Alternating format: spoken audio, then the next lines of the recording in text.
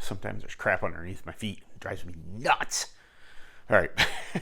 What is going on, everyone? And welcome to Kart 6T3. My name is Ben. Thank you very much for stopping by. Real quick, if you didn't mind hitting a like on the video, possibly subscribe to the channel if you are new here. I almost want to time it every time I say that, see if if I'm getting any faster or not. You'll have to forgive my attire. Basically, I got out of work. I went directly to the gym. I did some lifting. I got out of there. We did dinner, made burgers, this and that, had dinner. My wife's like, hey, let's take the dog for a walk. Took the dog for a walk, and I was just kind of zoning out in there. You know, one might do as they decompress, and then I popped up, and I was like, holy crap, tomorrow's Thursday. I got a video due tomorrow, and it's because I had Monday off. Took my kid to orientation on Monday, but all this is, I know you're not here for all of that, but I just thought, being transparent, I should tell you everything. It's really weird. I've mentioned before, I'm not part of the look at me generation. I'm not constantly on social media. Matter of fact, it's probably a detriment to this channel that I don't share my videos more on all the karting sites, like on Facebook and stuff like that. It's just not my personality type. Like, hey, everybody, look at me, look at me, look at, like, I put these videos out there, and I'm super appreciative of everybody that tunes in, but I'm just not one of those, let's all eyes on me all the time. I'm glad you're here. I have no problem talking in front of the camera anymore, speaking to people, anything like that. I'm just not that upfront type dude. I just, I thought I'd be kind of transparent about that as well. So anyway, right front lead. That is not lead, that's lead. That's spelled the same, just two different pronunciations. Right front lead. We're talking about the adjustment for your right front caster block in the forward or rear position, and what does it do? Okay, first, let's go over how I came to wondering about this. I was actually riding along to one of the races with my kart partner, Walt there, kart owner, whatever you want to call Walt, to my good friend that owns my kart.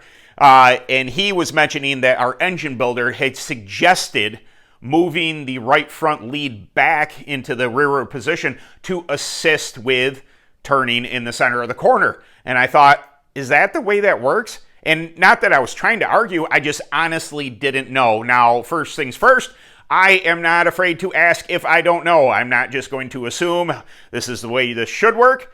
I have lots of different theories of why this wouldn't work, why this is. So what happened was I reached out to somebody who would know.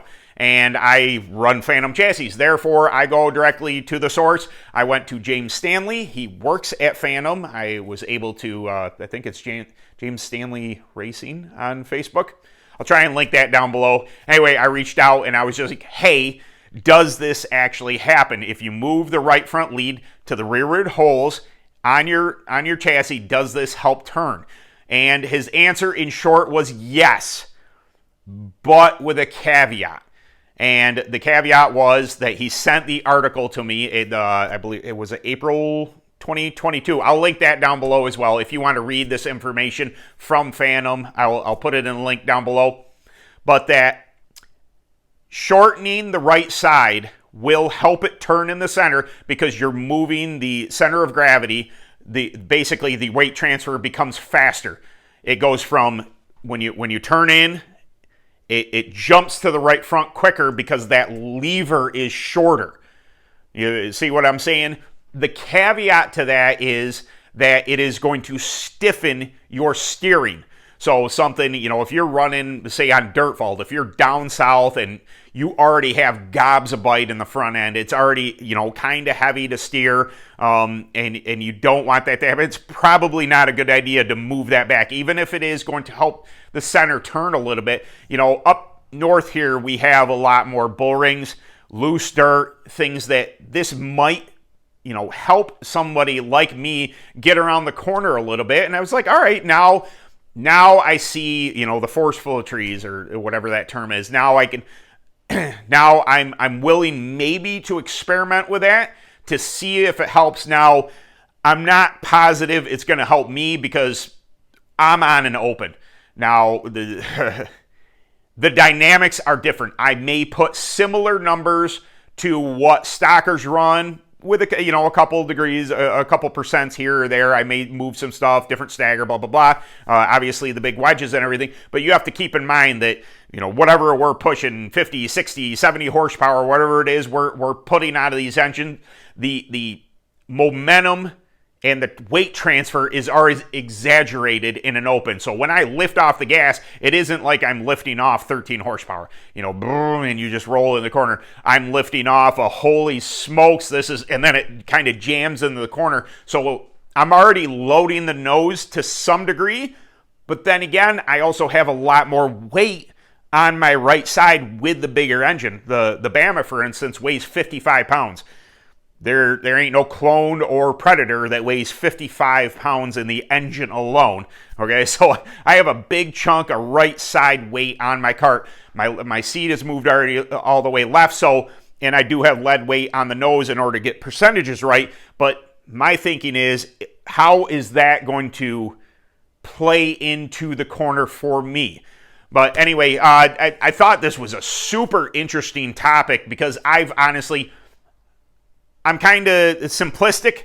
Like, unless you're getting killed by everybody, I don't really suggest making huge, drastic changes. This is not moving the lead in my right front. To me, would be more of a drastic change. Not only, you don't want to do it at the track because you're gonna have to rescale. If you move that L block, get it back on the scales, rescale your cart, reset your toe, the camber, the whole 9 yards, because once you start moving that type of stuff, it's going to be out of whack. You're going to want to get everything back in the line, back where it should be, even if it's just simplistic, moving that right front back just a tick there. But I thought this was super interesting. It was definitely some information I would love to get out to you guys, because I didn't understand it either. And I'm like, all right, maybe this is something I want to play with. Maybe this is something you guys had never even considered. Like, what happens if I do move that right side? And like I said, I'm going to put the article down. It's short, it's brief, it's to the point, kind of like this video, kind of like the things I like to do. No long discussion is going to be necessary. If you need a reference point, if you don't want to watch this video, pop into that. I suggest there's a bunch of tech articles in the Phantom, either on their Facebook page or on their website.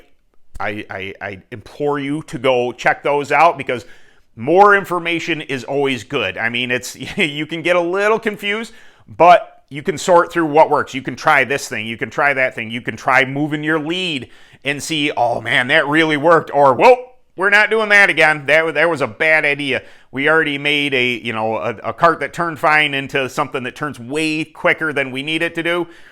Maybe you have somebody younger, can't handle a little heavier steering. This might not be for you, but I thought it warranted a video because I didn't know. I learned, read the article, seems like something I can apply to what I'm doing, and maybe you want to do the same. So thank you very much again, guys, for stopping by. I really do appreciate you, and we'll catch you in the next video, all right? Later.